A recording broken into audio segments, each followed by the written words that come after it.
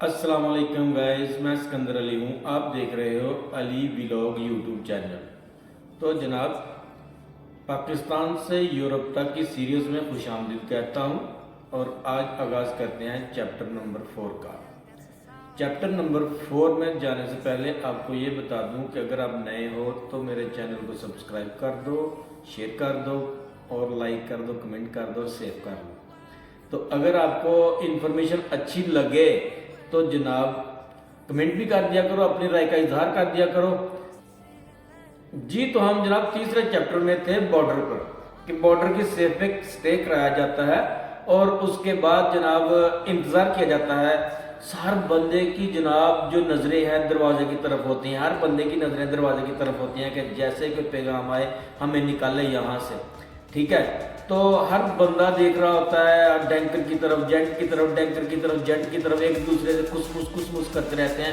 यार तू कितने पैसे दे के आया, यार तू कितने पैसे दे के आया है, यानी कि बातें करते रहते हैं एक दूसरे से टाइम पास करने के लिए। जैसे ही 1-2 बजता है तो वैसे ही कॉल आ जाती है, जनाब चलो भाई तैयार हो जाओ, निकलना है निकलना है निकलना है।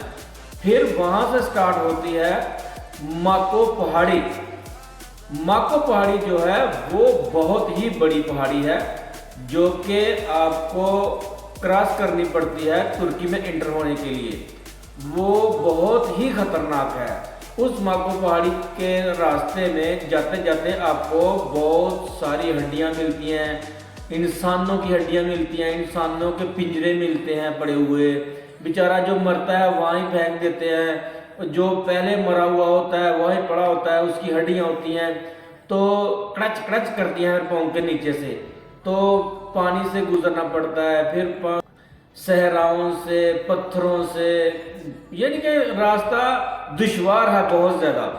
तो क्या करते हैं कि जनाब जाना पड़ता है, क्योंकि आप लोग डंकी पे निकले हुए हो, आपको तो जाना ही पड़ेगा।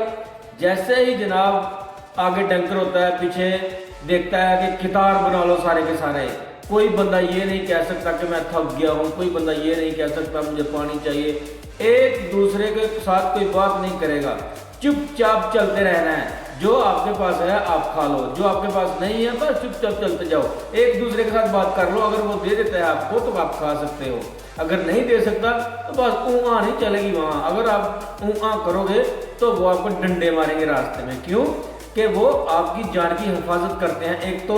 दूसरे नंबर पे उनकी जिम्मेदारी होती है आप लोगों को क्रॉस करवाना है। जैसे आप लोगों को वो क्रॉस करवाएगा उसके भी पैसे बनेंगे और उसको पैसे मिलेंगे। अगर आप लोगों को वो क्रॉस नहीं करवाएगा तो आप उसके पैसे कैसे बनेंगे। इसीलिए उसकी जिम्मेदारी होती है कि वो आपको बाइज्जत तरीके से सेफ्टी के साथ पार पहुंचाए। जैसे ही आप चढ़ते हो माको पहाड़ी पर, आप देखते हो यार इतनी लंबी पहाड़ी, पहले तो ऊपर चढ़ना पड़ता है उसके ऊपर, तो बहुत मुश्किल है, बहुत ही ऊंची पहाड़ी है वो। तो आप रो दो के ऊपर चढ़ जाते हो, चलो चढ़ गए ऊपर, खींच थ्रू के जैसे एक दूसरे को पकड़कर चढ़ गए ऊपर। तो जब भी आप ऊपर चढ़ोगे तो देखोगे कि जनाब नीचे भी उतरना है भाई। जैसे ही नीचे उतरोगे कोई गिर जाएगा, कोई रिड़ जाएगा, कोई जनाब बहुत बुरा हाल हो जाता है। एक बंदा उधर से गिर गया था, बस उसने कह दिया पिछलों को, ओए दोस्तों कलमा पढ़ लो मैं मर चुका हूँ। ऐसे जा रहा है जनाब, नीचे फिसला उसका पैर, तो जनाब अल्लाह ने उसको बचाया। एक पत्थर में गिरा है वो, कि अगर अल्लाह ना करे उसका सर पत्थर पर लग जाता तो उसका सर खत्म था वो, ठीक है। और मारने वाले से बचाने वाला बड़ा होता है। तो मैं इसलिए कह रहा हूँ कि जब वो क्रॉस करते हैं ना तो किसी के चोट लग जाती है, किसी की हड्डी टूट जाती है, किसी का पाँव टूट जाता है, यानी कि साबित कोई भी नहीं उतरता वहां से। जैसे ही उतर जाते हैं सारे के सारे, आगे फिर तुर्की का एक टैंकर खड़ा होता है, फिर ईरान वाले का काम खत्म। ईरान वाले ने तुर्की वाले के हवाले कर देना उसको। उसने कहना है कि अपने ये नाग गिन लो भाई, कितने नाग लेकर आया हूं मैं, ये गिन लो। उसने कंटिन्यू करना है, काउंटी करनी है, उसने काउंटी करनी है, गिनती करनी है कि कितने दाने हैं ये। अभी उसने अगर 20 लेकर आया है तो उसने 20 पूरे करके उसको देने हैं, फिर उसने वापस जाना है। जैसे ही उसने 20 दाने मुकम्मल किए, उसने कहा ठीक है भाई तुम्हारा काम खत्म हो गया, अभी मेरा काम शुरू हो गया, सही है। तो 20 दाने को मुकम्मल करता है, उसके बाद एक घर में ले जाता है। वो घर भी बहुत बड़ा होता है। चलो भाई चलो भाई चलो भाई चलो भाई चलो, लाइन बनाओ और सारे के सारे अंदर चले चलो। जैसे वो अंदर लेके जाता है, वहाँ सर्दी होती है इतनी के पूछो मत। वो जनाब वो कावा देता है, खाना वाना थोड़ा बहुत देता है जितना वो दे सकता है। उसके बाद जनाब 1-2 दिन वहाँ रेस्ट की जाती है। फिर जनाब दूसरे तीसरे दिन करते हैं दूसरी सेफ में शिफ्ट करते हैं दूसरे घर में।